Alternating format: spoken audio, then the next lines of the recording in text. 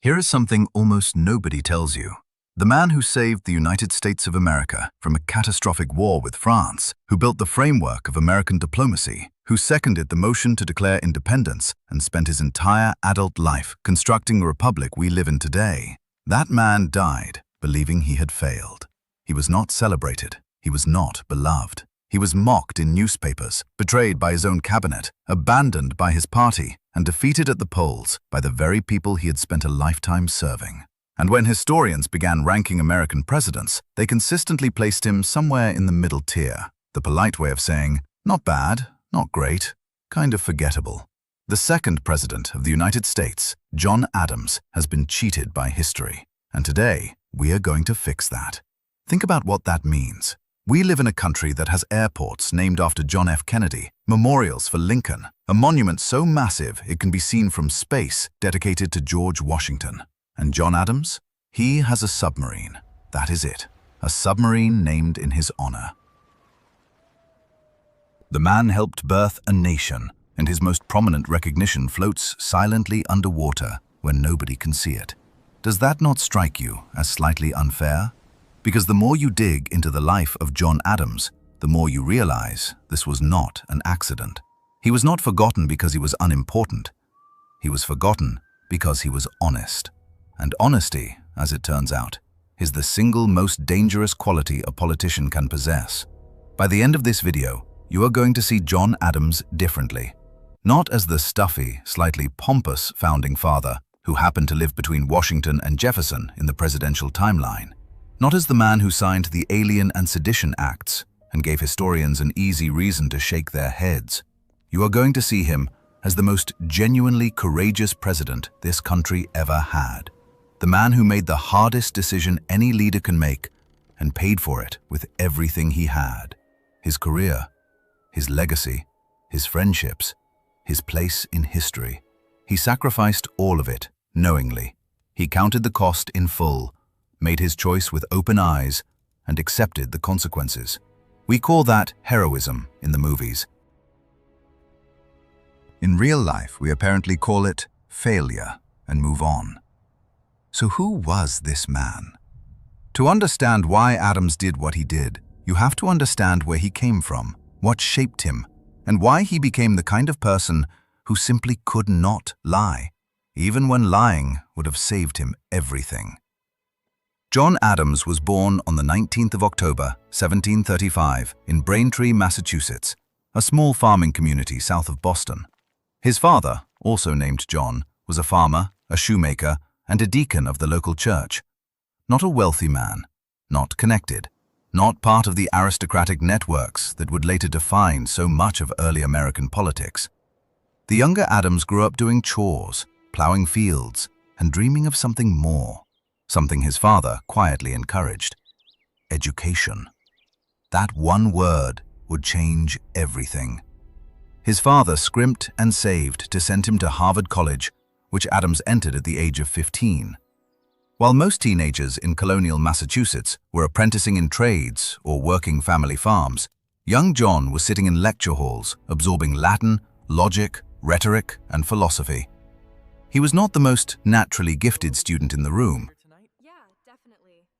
He was not the charming golden boy who dazzled with wit and effortless charisma. What he had was something rarer, an almost painful capacity for sustained, grinding, relentless work. He read everything. He questioned everything. He argued about everything. His classmates found him exhausting. His professors found him brilliant. And Adams himself found the world endlessly complicated and deeply unjust. And he spent the rest of his life trying to make sense of both. After Harvard, Adams briefly considered the ministry. The idea of preaching appealed to something in him: the intellectual rigor, the moral seriousness, the sense of purpose and calling. But he pulled back. He later wrote that he could not reconcile the rigid certainties of Calvinist theology with his own restless, questioning mind. So he turned to the law instead. He studied under a lawyer named James Putnam in Worcester, spending 2 years consuming legal texts and court records. And during those years, something happened that would define his entire career. he fell in love with the law itself. Not as a path to wealth or power, as a system, imperfect but magnificent, for organizing human life around principles of reason and justice. That love never left him, and it would eventually bring him face to face with the most difficult choice of his life. He was admitted to the bar in 1758 at the age of 22 and set up practice in Braintree. In those early years, he was not yet a towering figure of anything. He was a young, moderately successful lawyer with a stubborn streak and an enormous ego that he spent his entire life fighting to control. He wrote extensively in his diary about his own vanity, his jealousy of more successful peers, his desperate hunger for recognition and respect. There is something almost painfully human about reading those entries. Here is the man who would later hold the fate of a nation in his hands, writing privately about how much he envied a neighbor who seemed better liked at dinner parties.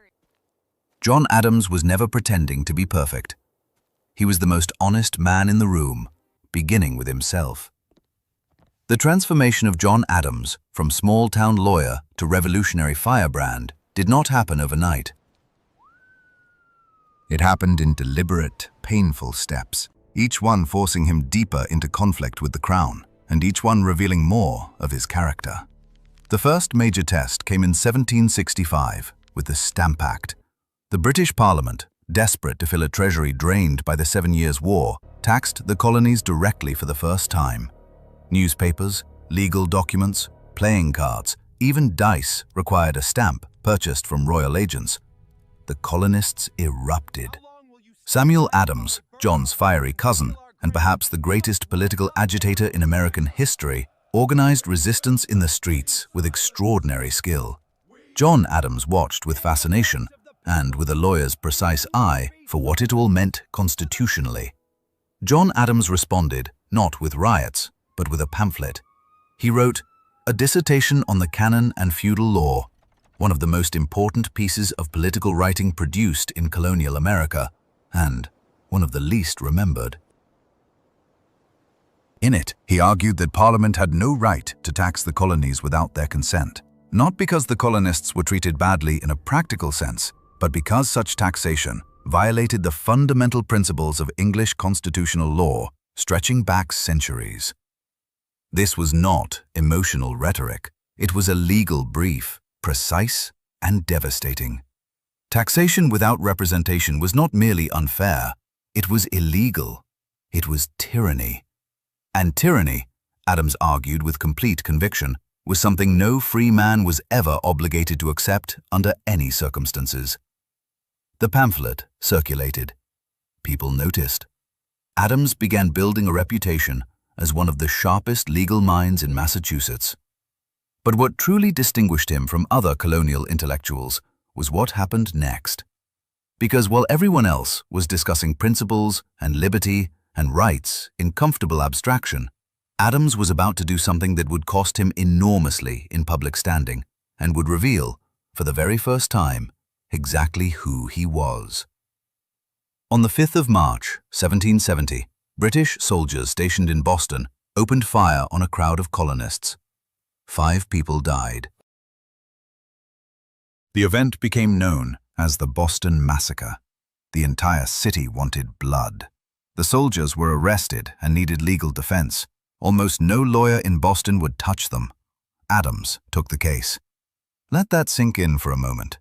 The man who had argued passionately against British tyranny, who was being watched carefully by every patriot in Massachusetts, agreed to defend the soldiers who had just killed 5 of his neighbors. Why would he do such a thing? He explained it in his diary with characteristic directness. He believed that no man, no matter how despised, deserved conviction without a fair defense. If the law meant anything at all, it had to mean something even when it was inconvenient. If justice was real, it had to be real for British soldiers too, not exclusively for American colonists. This was not a popular position. It was the correct one. Adams knew the difference. He always knew the difference. And he consistently chose the right thing, even when the wrong thing would have been infinitely easier. The trial was one of the most dramatic legal proceedings in colonial American history. Adams cross-examined witnesses with relentless precision. He dismantled the prosecution's version of events, piece by piece. He demonstrated that the soldiers had been surrounded by an angry mob, pelted with rocks and chunks of ice and clubs, that the order to fire had been ambiguous and disputed. He argued that the deaths, as genuinely tragic as they were, did not constitute murder under any reasonable interpretation of the law. 6 of the 8 soldiers were acquitted outright. 2 were convicted of manslaughter, branded on the thumb, and released. The verdicts enraged many Bostonians. Samuel Adams fumed publicly. Paul Revere produced his famous engraving depicting the event as a one-sided slaughter of innocents, and John Adams considered the trial one of the greatest services he ever rendered to his country. And he was right. Think about what the alternative would have meant. A show trial, soldiers convicted on the basis of public fury rather than evidence. A justice system bent to the will of the mob at its very founding moment. That might have felt satisfying in 1770, but it would have established a catastrophic precedent. Adams saw that clearly. He chose the harder path, the lonely path, the path that cost him friendships and popularity and political capital he desperately needed. And then he did something even more remarkable. He ran for the Massachusetts colonial legislature and won. The same public that had been furious with him for defending the soldiers still voted for him. Even they recognized, at some deep level, that what he had done required a particular kind of spine. The Republic was learning, very slowly, what it actually needed in its leaders. By the early 1770s, the tension between the colonies and Britain had built to a point where even the most optimistic observers could no longer pretend a peaceful resolution was likely. Every new British tax, every new trade restriction, every piece of legislation passed in a parliament where colonists had no voice pushed the relationship closer to complete collapse. John Adams had spent years hoping for reconciliation, for reform, for a political solution that would preserve ties to the mother country while securing colonial rights under law. That hope was dying. Not dramatically, not in one single moment, but slowly, steadily, as each British Act made clear that Parliament viewed the colonies not as equal partners in the empire, but as possessions to be exploited and managed. Adams watched all of this with his attorney's eye, cataloguing every violation, building his case, even as he quietly prayed he would never need to use it. In 1774, Adams was selected as one of Massachusetts' delegates to the First Continental Congress in Philadelphia. This was his entrance onto the national stage, and the experience was transformative. He had never traveled widely. He had spent his entire life in Massachusetts, this deeply Puritan, intensely intellectual corner of North America. Now, he found himself in rooms with men from Virginia, South Carolina, Pennsylvania, and Georgia. Men who looked different, talked with different accents, had different economies, different social structures, and different ideas about what America was or could be. Adams found the gathering both exhilarating and maddening. He was particularly fascinated by the Virginians, men like Patrick Henry and Richard Henry Lee, who combined extraordinary oratorical gifts with an aristocratic ease that Adams, the farmer's son from Braintree, could deeply admire, but never quite replicate. He was, however, better at the actual work of legislating than almost anyone in the room. Where others gave stirring speeches, Adams did the hard, unglamorous labor of drafting documents, organizing committees, negotiating language, and thinking through the practical implications of every resolution. He had an almost unique ability to hold the immediate political moment and the long sweep of historical consequence in his mind simultaneously. While debating a particular clause, he was already thinking about how it would read in 50 years, what precedent it would set, what doors it would open or close. This is the kind of thinking that does not generate great applause. It does not make for memorable speeches quoted by school children, but it builds nations. And Adams was, above everything else, a builder. The Second Continental Congress, which began in May of 1775, was a different animal entirely. By the time the delegates assembled in Philadelphia, the first shots of the Revolutionary War had already been fired at Lexington and Concord. The question was no longer whether to resist Britain. The question was how. And the most pressing practical decision facing the Congress was military. The colonial militias that had gathered around Boston were brave and motivated, but dangerously disorganized. Someone needed to command them.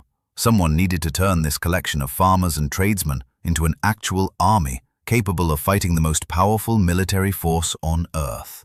And the Congress needed to choose that person with enormous political care, because whoever led the army would need the support of all 13 colonies, not just New England. Adams understood this with crystalline clarity. He knew that the commander had to be a Virginian, not because Virginians were necessarily better soldiers, but because the southern colonies were watching New England's war with considerable ambivalence. If this was going to be a truly continental struggle, the leader had to come from somewhere that made it feel continental. And Adams had been watching one particular Virginia delegate with growing admiration. Tall, composed, almost physically commanding, a veteran of the French and Indian War with a reputation for absolute steadiness under pressure. George Washington sat in the Congress, wearing his military uniform, the only delegate who had done so, a quiet but unmistakable signal that he was ready if called. Adams stood up and nominated Washington. He did it, knowing it was the right decision politically, strategically, and practically. He did it, even though he personally admired another candidate, his Massachusetts friend, Artemus Ward, who was already commanding the forces outside Boston. He set aside his personal preference for the good of the Revolution. Washington was appointed, and the rest, as they say, is history. But here is the part nobody tells you. Adams essentially made Washington. Not entirely, not alone, but in that crucial moment of nomination, Adams put Washington on the path to becoming the most celebrated man in American history. And Washington, extraordinary man that he was, would later contribute to the political circumstances that ended Adams's career. History has a genuinely dark sense of humor. One of the most consequential acts of the entire American founding, the drafting of the Declaration of Independence, almost did not involve Thomas Jefferson at all. Adams served on the Committee of Five, appointed by Congress to draft the Declaration. The other members were Benjamin Franklin, Roger Sherman, Robert Livingston, and Jefferson. By all rights, Adams, as the most accomplished constitutional thinker in the group, and arguably in the entire Congress, should have written the first draft himself. He was certainly qualified. He wanted to. He later admitted it openly. But he deferred to Jefferson. The reason he gave Jefferson is one of the most revealing moments in the entire founding era. Adams told him bluntly that he had too many enemies in the Congress. Too many delegates resented his bluntness, his insistence on being right, his unwillingness to manage their feelings. Jefferson, elegant and diplomatic, would be better received. Think about what Adams was doing in that moment. He was acknowledging, with remarkable self-awareness, that his own personality was a political liability. He was not complaining about it. He was not trying to change who he was. He was simply factoring it into the calculation and adjusting accordingly. This is the move of someone who cares more about the outcome than about the credit. Jefferson wrote the Declaration. Adams defended it on the floor of the Congress, with arguably the greatest single speech of his career, a performance so powerful that Jefferson later wrote that Adams was the colossus of the debate, the man whose arguments moved the wavering, silenced the doubters, and carried the vote. The Declaration passed on the 4th of July, 1776. Jefferson got the glory. Adams got the result. And that arrangement would define their entire relationship for the rest of their lives. John Adams spent the next decade serving the Revolution in roles that were essential but almost entirely invisible to the public. He served as a diplomat in Europe, traveling to France, the Netherlands, and Britain on behalf of the Continental Congress. In France, he was supposed to work alongside Benjamin Franklin, who was already there and already famous, navigating the French court with effortless charm and brilliant strategic instinct. The relationship between Adams and Franklin was complicated from the start. Franklin was everything Adams was not: witty, sociable, endlessly charming, comfortable in salons and at dinner parties, beloved by the French aristocracy without seeming to try. Adams found the French environment deeply uncomfortable. He did not speak the language fluently. He found the social rituals frivolous. He was horrified by what he saw as Franklin's laziness and his habit of letting diplomacy happen over wine and flattery rather than through rigorous, structured negotiation. But Adams accomplished things in Europe that history has criminally undervalued. He negotiated the crucial loan from the Dutch Republic that kept the Continental Army funded during its most desperate period. Without that money, the American Revolution might have collapsed from financial exhaustion long before Yorktown. He was the lead American negotiator for the Treaty of Paris in 1783, the agreement that officially ended the war and established American independence. He negotiated with skill and toughness, outmaneuvering the French, who were quietly trying to limit American territorial gains and securing borders that extended all the way to the Mississippi River. The United States got a far better deal from that treaty than most people realize.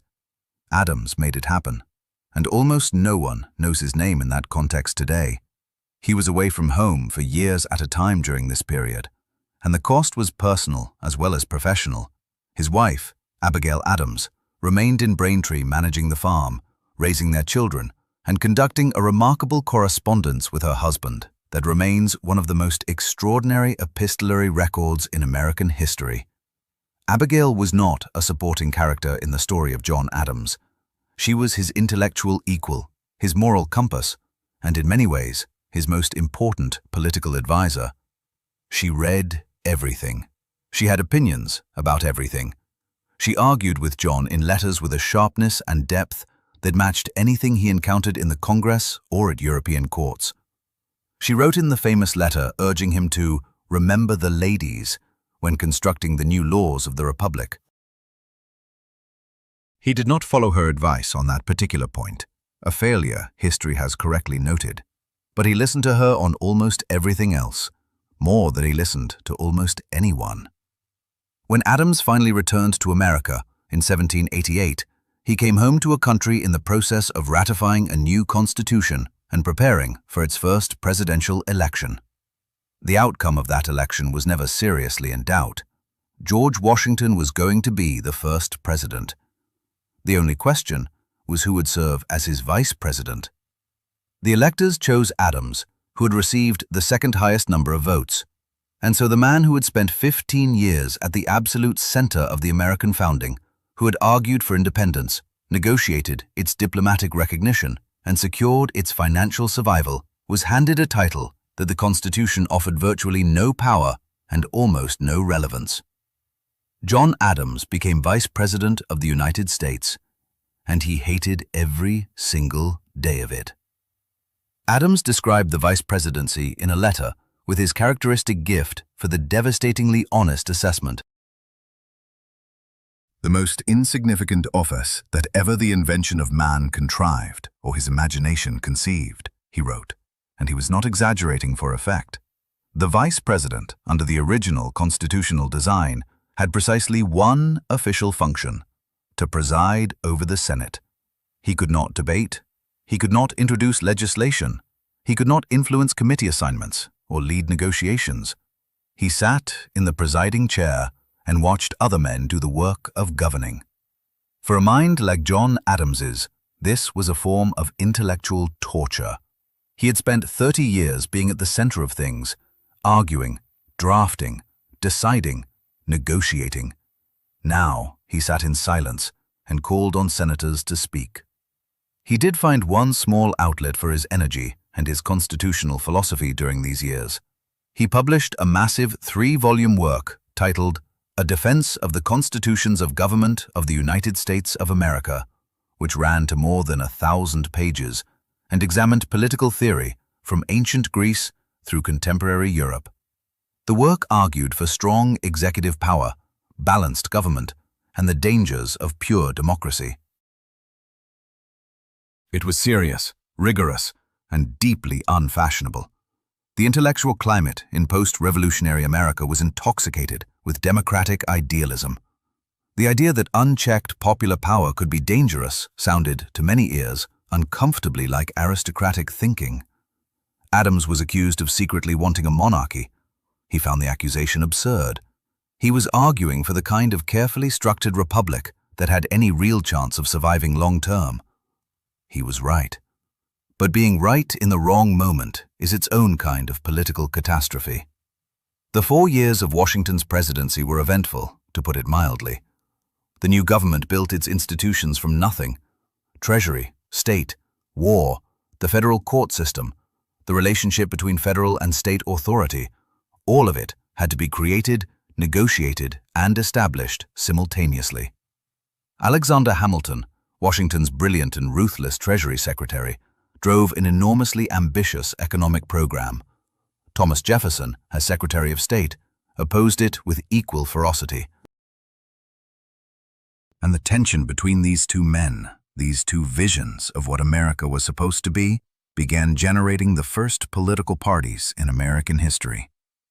The Federalists believed in strong central government, commercial development, and close ties with Britain. The Democratic Republicans gathered around Jefferson's vision of limited government, agrarian ideals, and enthusiasm for the French Revolution. Adams sat on the presiding chair of the Senate and watched this war begin with the eyes of a man who already knew how it would eventually consume him. Washington served 2 terms, and then, in one of the most consequential decisions in Democratic history, chose not to seek a third. His farewell address warned against entangling alliances with foreign powers and against the dangers of political faction.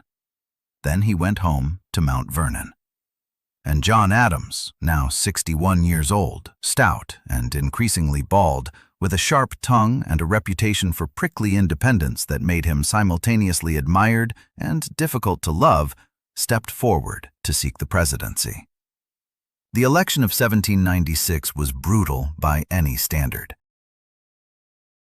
It was the first genuinely contested presidential election in American history, fought between Adams and Thomas Jefferson, former allies, old friends, men who had shared the extraordinary adventure of founding a republic. Now they were enemies by political circumstance, if not yet by personal feeling. The Electoral College gave Adams 71 votes and Jefferson 68. Adams became president. Jefferson, under the original rules of the Constitution, became his vice president, which meant that the man spending the next 4 years trying to destroy Adams held the second most powerful office in the country. The world Adams inherited as president was on fire. The French Revolution, which had begun in 1789 with high ideals and genuine democratic energy, had degenerated through the terror into something horrifying. A cascade of executions, political violence, and radical extremism that had shocked even many of its American admirers.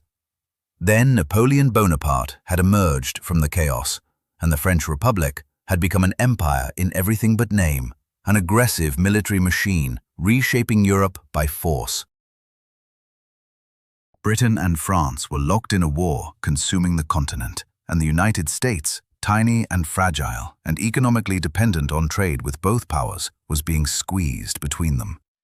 Both nations were seizing American ships. Both were ignoring American protests. The young republic was being treated not as a sovereign nation, but as an inconvenient obstacle to be managed, taxed, and plundered at will. Adams faced a situation that had no good solutions, only less terrible ones. The Federalists around him were pushing hard for war with France. The Democratic Republicans were pushing just as hard for war with Britain. Both sides were convinced that Adams, by choosing the right enemy to fight, could consolidate their faction's dominance for a generation. And both sides were prepared to do whatever was necessary to push him in their preferred direction, including manipulating information, whipping up public sentiment, and undermining him from within his own administration. This was the world John Adams walked into on the 4th of March, 1797. He was not a young man. He was not naive. He had no illusions about what was coming. He straightened his considerable frame, squared his shoulders, and walked forward anyway. The crisis with France came to a head almost immediately. The French Directory, the government then ruling France, was furious with the United States for signing the Jay Treaty with Britain in 1794. The treaty had normalized trade relations with Britain and, in French eyes, constituted an act of betrayal by a supposedly allied nation. France responded by authorizing its naval vessels to seize American merchant ships. Within months, hundreds of American vessels had been taken, their cargoes confiscated, their crews sometimes imprisoned. The economic damage was severe. The diplomatic insult was even more serious. American merchants were screaming for action. The Federalist press was screaming for war. The military establishment was being expanded quietly but rapidly in anticipation of a conflict that many considered inevitable. Adams sent 3 diplomats to Paris to negotiate a resolution. Their names were Charles Cotesworth Pinckney, Elbridge Gerry, and John Marshall. When they arrived in France, they were not received by the French Foreign Minister, Charles Maurice de Talleyrand-Périgord, one of the greatest and most unscrupulous diplomatic operators in European history. Instead, they were approached by 3 unnamed agents who informed them that any meeting with Talleyrand would require first a personal payment of $250,000 directly to Talleyrand himself, second, a loan from the United States government to France of $10 million, and third, a public apology from President Adams for statements he had made about French policy. In other words, a bribe, a massive, brazen, nakedly corrupt demand for payment before any negotiation could even begin. The American diplomats refused. They sent their report back to Adams. Adams was outraged. Not in a performative political way, genuinely, personally outraged, in the precise way that a man who has built his entire life around principle and law responds to naked extortion. He reported the affair to Congress, substituting the letters X, Y, and Z for the names of the 3 French agents, giving this diplomatic scandal its permanent historical name. The XYZ affair became public. The reaction in America was explosive. "Millions for defense, but not 1 cent for tribute," became the rallying cry, a line apparently coined by Pinckney in Paris, though he disputed the exact wording. Congress authorized the rapid expansion of the Navy. The Marine Corps was formally re-established. The Army was enlarged. A series of naval engagements between American and French vessels broke out across the Caribbean. This undeclared conflict became known as the Quasi-War, and the nation was standing on the edge of turning it into something far larger and far more destructive. Adams was wildly popular during this period. For perhaps the only sustained stretch in his presidency, public opinion was genuinely with him. He had been wronged. He had responded with dignity and determination, and America was united behind him. The Federalists were ecstatic. Here was the moment they had been waiting for. A formal declaration of war against France would destroy the Democratic Republicans, who had been enthusiastically supporting the French Revolution, even as it descended into bloodshed. It would discredit Jefferson completely. It would probably win Adams' re-election in a landslide. His own cabinet, men like Secretary of State Timothy Pickering and Secretary of War James McHenry, were practically salivating at the prospect. Hamilton, who was openly maneuvering to take command of the expanded army and use the war for his own ambitious political purposes, was pushing as hard as he possibly could. Everything pointed toward war. Everything, that is, except Adams himself. And here is where the story takes the turn that defines absolutely everything. Adams looked at the situation with his attorney's eye and his historian's mind. He asked the questions that nobody else was bothering to ask. What would a war with France actually accomplish? France was not threatening American territory. France was not capable of invading the American continent. A war would be enormously expensive. It would require massive debt that the young republic could barely afford. It would strengthen the federal executive in ways that could become dangerous to liberty over time. It would enrich speculators and military contractors. It would kill American soldiers and sailors in a conflict with no clear strategic objective. And it would do all of this to satisfy Federalist pride and secure a political victory in the next election. These were not sufficient reasons, in Adams's precise legal mind, to take a nation to war. Not by any distance whatsoever. He had been receiving quiet diplomatic signals that France, having badly miscalculated the American response to the XYZ affair, was now genuinely interested in reopening negotiations. Napoleon Bonaparte had just executed a coup and was consolidating power as first consul. He had his own reasons to want peace with America. He was planning an enormous colonial project in the Western Hemisphere and needed American neutrality to make it work. Adams pieced these signals together with characteristic analytical rigor and reached a conclusion he knew would be devastating to his own political standing. He decided to send a new peace mission to France. He announced it to his cabinet. The reaction was fury. Pickering refused to cooperate. McHenry was appalled. Hamilton was reportedly nearly incoherent with rage. Adams's own party turned on him with a ferocity usually reserved for foreign enemies. He was called a coward, a fool, a man who had thrown away certain victory for the sake of weakness. Adams fired Pickering and McHenry. Just like that. Secretary of State Timothy Pickering, who had been secretly corresponding with Hamilton and systematically undermining Adams's foreign policy from within the cabinet itself, received a curt note demanding his resignation. When Pickering refused to resign, Adams fired him without ceremony. McHenry received a similarly blunt dismissal.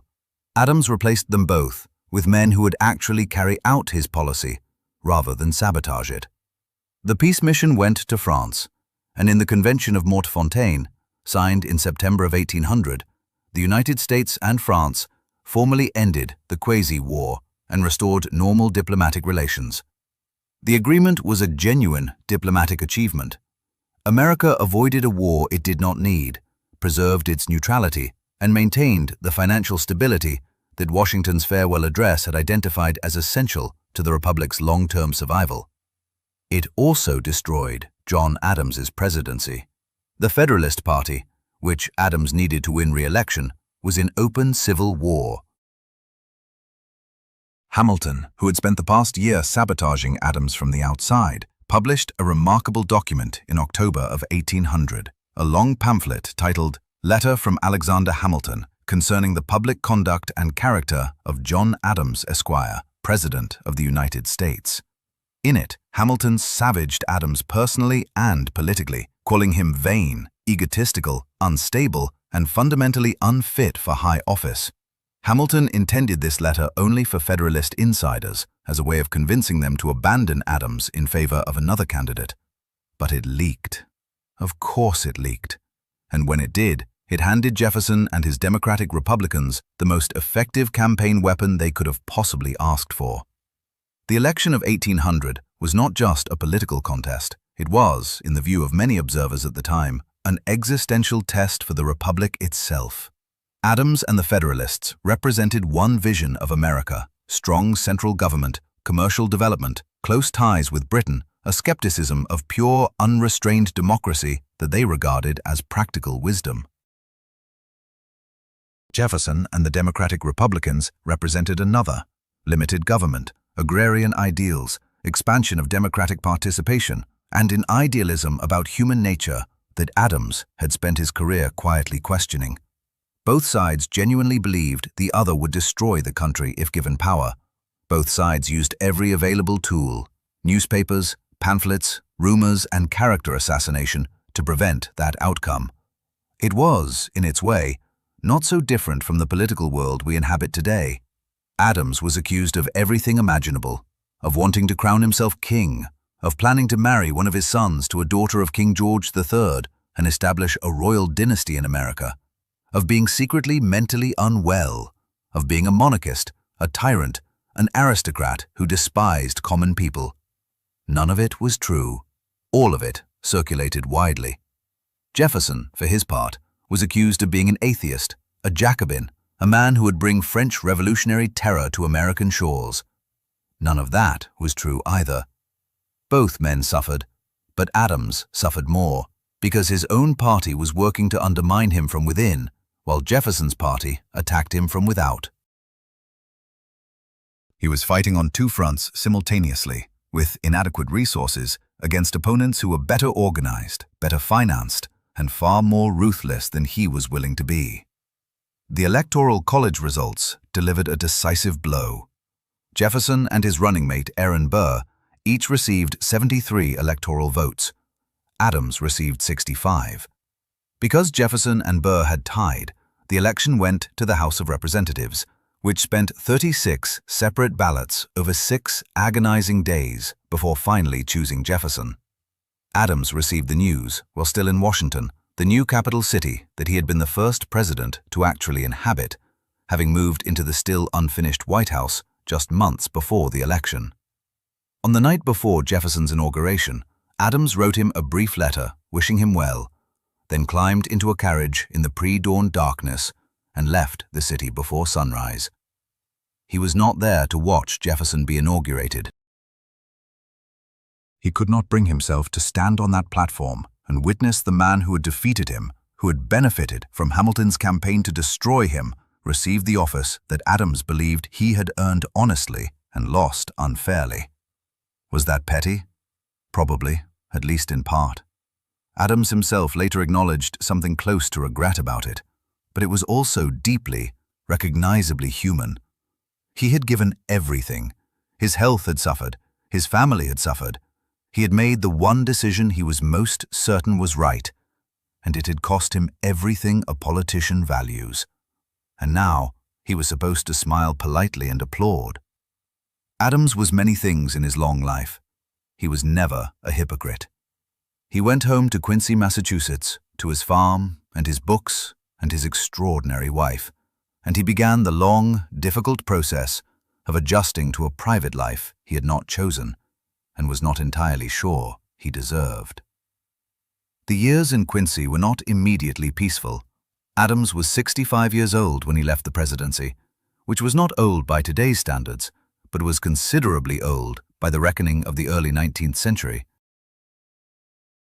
He had the health problems that come from decades of stress, hard travel, difficult winters in Europe, and the grinding pressures of public life. He also had something harder to treat than physical ailments. He carried the psychological weight of a man who believed, correctly, that history had not yet judged him fairly, and might not for a very long time. He read voraciously. He wrote constantly. He argued in letters with anyone who would engage him seriously. He watched the political world with the eyes of someone who had been at its center for decades and could see exactly how it was being misrepresented by those who now controlled its narrative. He was not wrong to feel aggrieved. Jefferson's presidency and the Democratic-Republican dominance that followed it rewrote the narrative of the founding in ways that pushed Adams steadily to the margins. The Virginia dynasty, Jefferson followed by James Madison, followed by James Monroe, held the presidency for 24 consecutive years after Adams left office. They controlled what stories got told, what heroes got celebrated, and what legacies got burnished in the public memory. The Federalists, tainted by their disastrous flirtation with the Hartford Convention during the War of 1812, effectively ceased to exist as a political force. And with them went much of the institutional memory of what Adams had done and why it mattered for the survival of the republic they had all built together. Jefferson, in the great irony of this entire story, was simultaneously working to diminish Adams's reputation in public while maintaining a secret correspondence with him in private. The two men had stopped communicating entirely after the election of 1800. Years of silence stretched between them. Years during which their supporters fought proxy battles in newspapers and pamphlets, each side painting the other's hero as a monster and their own as a demigod.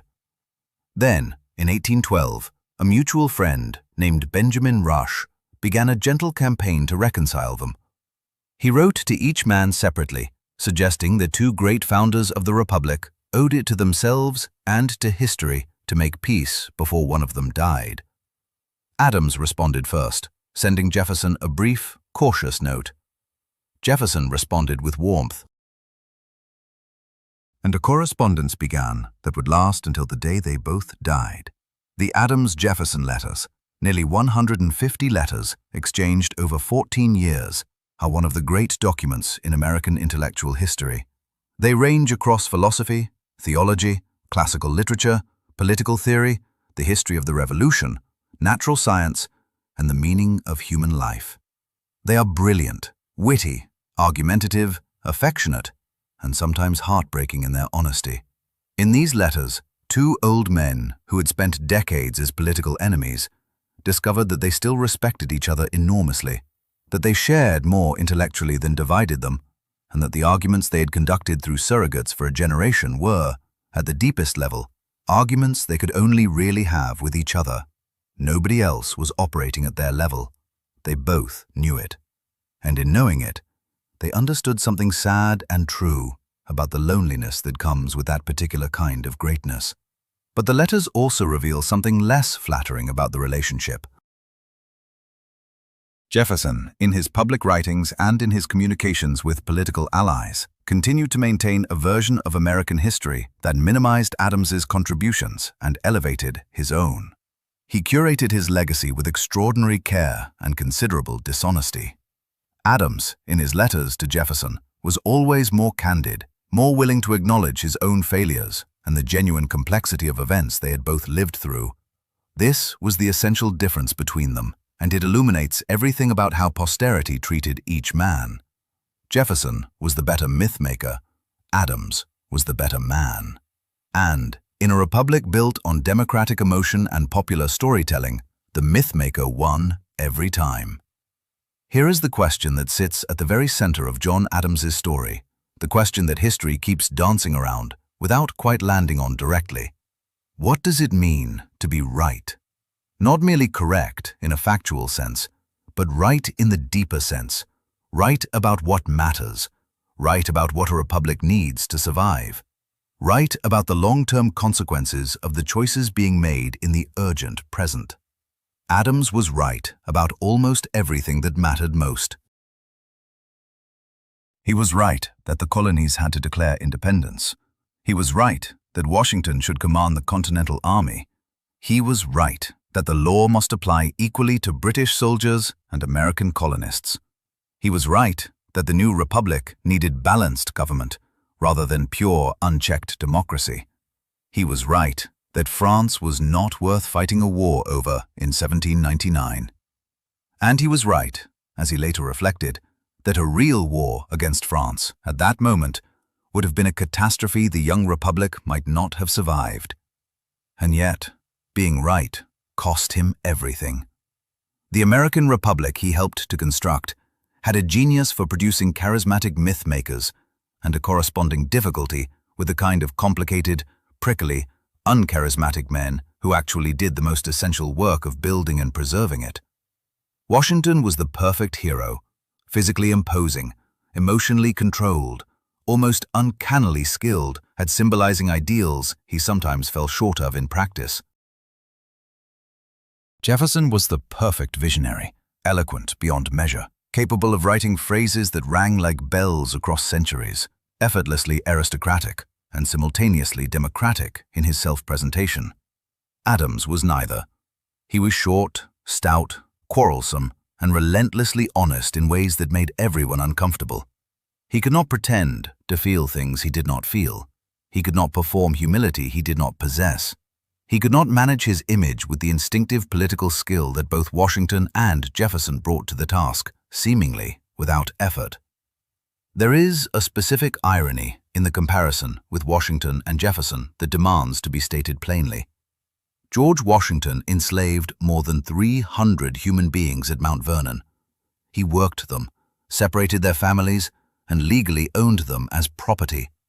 He made gestures toward the evil of slavery privately, while publicly doing nothing to challenge or dismantle the institution during his lifetime. Jefferson enslaved more than 600 people over the course of his years at Monticello, including, by overwhelming historical evidence, the children he fathered with Sally Hemings, an enslaved woman whom he held in a relationship that can never be described as consensual, given the absolute power he held over her life. Adams enslaved no one, not one person, not one day. He found the institution morally repugnant and said so repeatedly and publicly, at considerable political cost, in a world where such honesty could lose you allies you desperately needed. And yet Washington and Jefferson have the monuments. Washington has a state named for him, a city, an enormous obelisk on the National Mall, countless streets and schools and airports. Jefferson has his face carved into a mountain. Adams has a submarine. The irony is almost too clean to be accidental. The man who was too honest to own enslaved people is less celebrated than the men who owned hundreds. The man who was too honest to start a war he knew was unnecessary is less celebrated than the men who built their reputations on battles and armies and the romance of military glory. The man who was too honest to pretend his political opponents were monsters, who spent his last years writing warmly to Thomas Jefferson, even as Jefferson's supporters were still quietly smearing his legacy, is less celebrated than the men who excelled at political theater and mythological self-construction. If you were designing a republic that genuinely rewarded honesty, you would not have designed it to treat John Adams the way America treated John Adams. His decision not to go to war with France in 1799 was the single most consequential act of his presidency, and perhaps of the entire founding era after the Revolution itself. Consider seriously what a war with France would have meant. The young American Navy was competent, but tiny. France had the most powerful army on Earth, under the most brilliant military commander in modern history. A formal war would have required massive military expenditure, funded by debt, at a moment when the Republic's financial foundations were still precarious and contested. It would have driven the Democratic Republicans into outright rebellion, possibly triggering the kind of political violence that had consumed France during the Terror. It would have given Hamilton and the extreme Federalists the emergency powers and military command they had been scheming to obtain. And it would almost certainly have produced a peace treaty far less favorable than what Adams ultimately achieved through patient, courageous, politically suicidal diplomacy. Adams knew all of this. That is the entire point. He is not celebrated as a great strategic thinker, but that is exactly what he was. He looked at the chessboard, calculated the moves with a lawyer's methodical precision, and saw an outcome that his contemporaries, brilliant men, including Hamilton and Jefferson, were too blinded by passion and political self-interest to perceive. He made the peace mission decision, not because he was weak or cowardly or indecisive. He made it because he had thought it through more carefully than anyone else in the room, and the conclusion was unambiguous.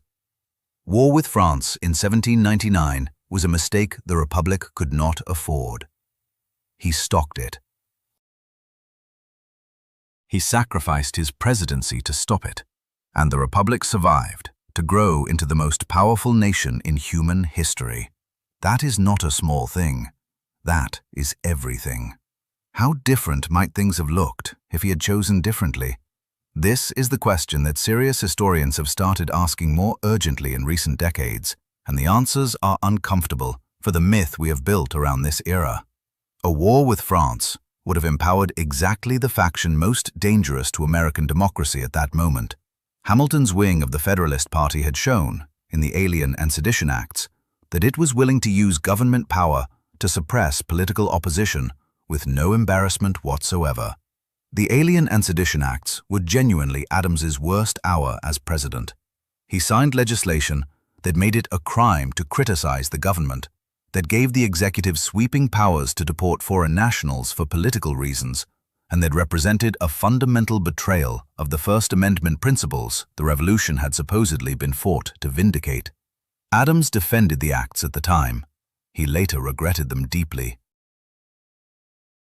It was a serious, consequential failure of judgment, and it deserves to be named as such. But even that failure must be understood in its full context. Adams signed the acts without completely thinking through their implications, under enormous pressure from a Federalist Congress that saw them primarily as tools for destroying the Democratic-Republican opposition. He later acknowledged the mistake. He never tried to deploy the Sedition Act as the blunt, partisan weapon his colleagues intended it to be. He prosecuted remarkably few people under it, given the pressure he was under to use it more aggressively. And when he had the chance to avoid the entire confrontation by making peace with France, he took it. He took it, knowing what it would cost him personally. He took it because it was the right thing to do for a republic that would promptly forget him for doing it. The peace he made was real, and it had consequences that stretched far beyond 1799. The Convention of Montfontaine did not just end the naval skirmishing in the Caribbean. It established a framework for American neutrality that served the Republic well for years afterward. When Napoleon subsequently sold the Louisiana Territory to the United States in 1803, he did so in large part because the diplomatic relationship that Adams's peace mission had restored made it possible for Jefferson to negotiate the purchase at all. Jefferson bought 820,000 square miles of North American territory, effectively doubling the size of the United States, and the diplomatic architecture that made it possible had been built quietly, at great personal cost, by John Adams. Jefferson received universal credit for the Louisiana Purchase. Adams received the blame for the peace mission that made it viable. History sometimes achieves a kind of malevolent perfection that no novelist could improve upon. On the 2nd of July, 1826, exactly 50 years to the day after the Continental Congress voted to approve the Resolution of Independence, John Adams lay dying in his bedroom in Quincy, Massachusetts. He was 90 years old. He had outlived almost everyone from the founding generation. His wife Abigail had died in 1818, and the loss had been the deepest wound of his long life, deeper than any political defeat, deeper than Hamilton's attacks or Jefferson's betrayals or the public's ingratitude. He had outlived Hamilton, killed in a duel with Aaron Burr in 1804. He had outlived Franklin and Washington, and most of the men he had argued with and worked alongside for 3 extraordinary decades.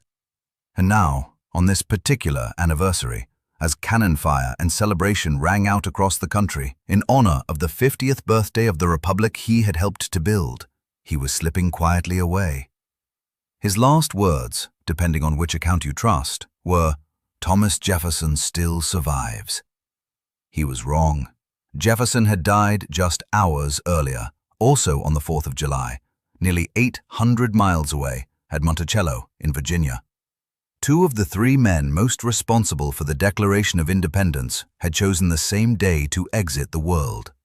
The coincidence felt, to those who heard it, less like accident and more like something out of myth, a final statement by history about the nature of these 2 men and their shared story. The republic they had built together, argued over, fought about, and sacrificed for, was 50 years old and still standing. And they were gone. Whatever America would become from that point forward, whatever it would make of itself in the centuries that followed, it would do so without the men who had invented it. That was a different kind of loneliness altogether. The reassessment of John Adams has been slow but real and increasingly urgent. Historians in the 20th century, and especially in the 21st, have begun to look at his record with fresh eyes and to recognize what his contemporaries consistently missed or deliberately ignored. The publication of his collected papers, a massive scholarly project that has been ongoing since the 1950s, has given researchers access to the full, extraordinary depth of his thinking, his correspondence, his diary, his legal work, his diplomatic records. What they have found is a mind of remarkable range and a character of striking consistency across a very long life. He was not always right. The Alien and Sedition Acts were a genuine failure. His management of his cabinet was often poor. His political instincts were sometimes catastrophically bad, and he knew it. But his core values never wavered across 9 decades of living. He believed in the rule of law.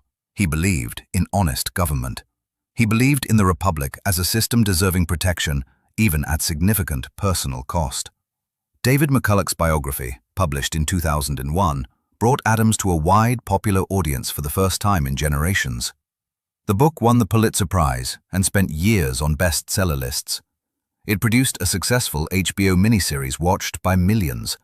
Suddenly, people were talking about John Adams again, recognizing in him a figure who felt unexpectedly relevant to the challenges of contemporary American democracy. Here was a man who had refused to start a popular war for the sake of political advantage. Here was a man betrayed by his own party for choosing principle over partisanship. Here was a man whose enemies had been far better at controlling the historical narrative than he was, and who had been diminished in public memory as a direct result. The resonances were not difficult to find. They were, in fact, almost uncomfortably easy. But even now, even with the renewed interest and the growing scholarly consensus about his importance, Adams remains somehow less iconic than his founding peers.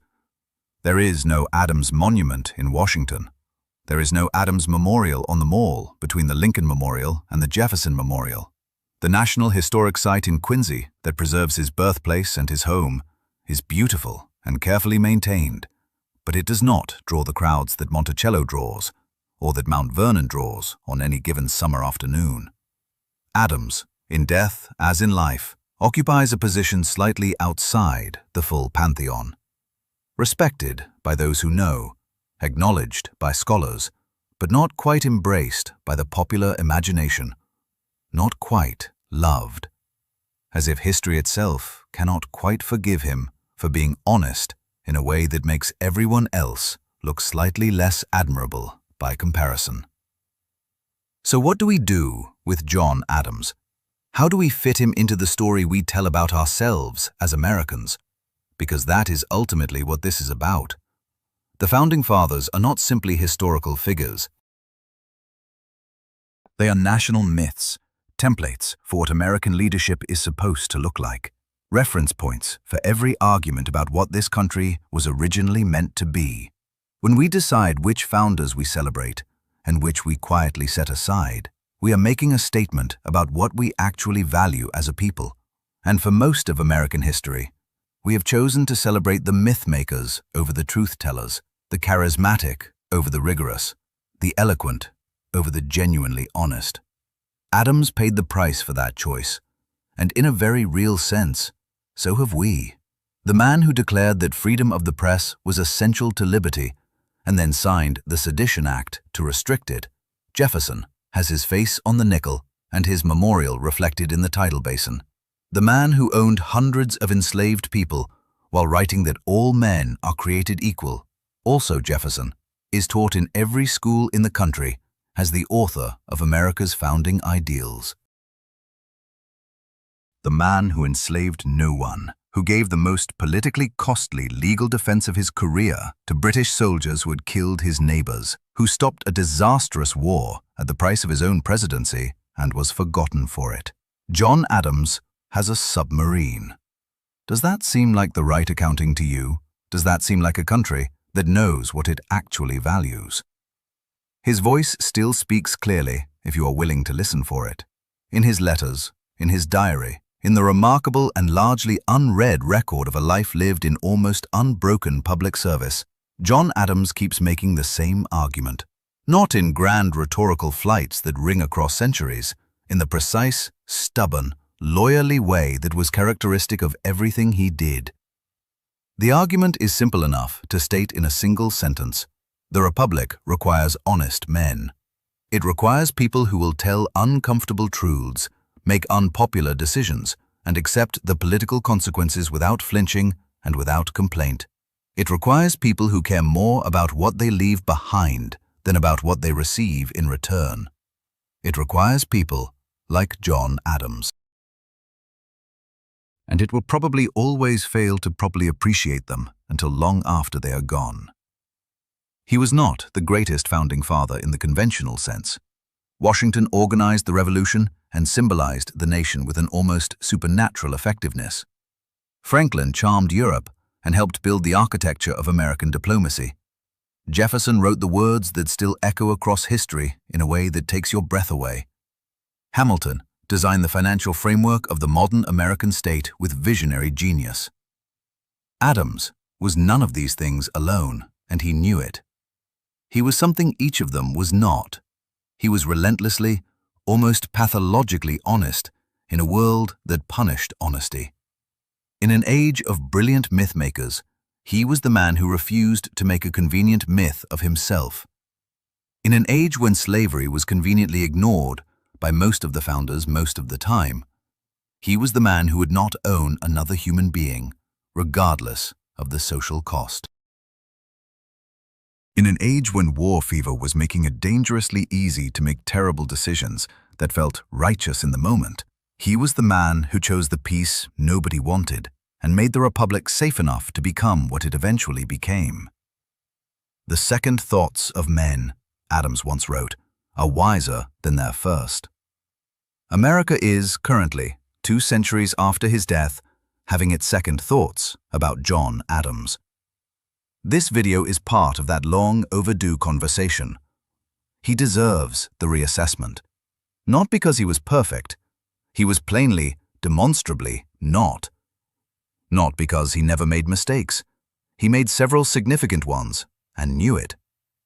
But because he was trying to do something genuinely difficult and genuinely important, building and preserving a republic in circumstances that made it seem impossible.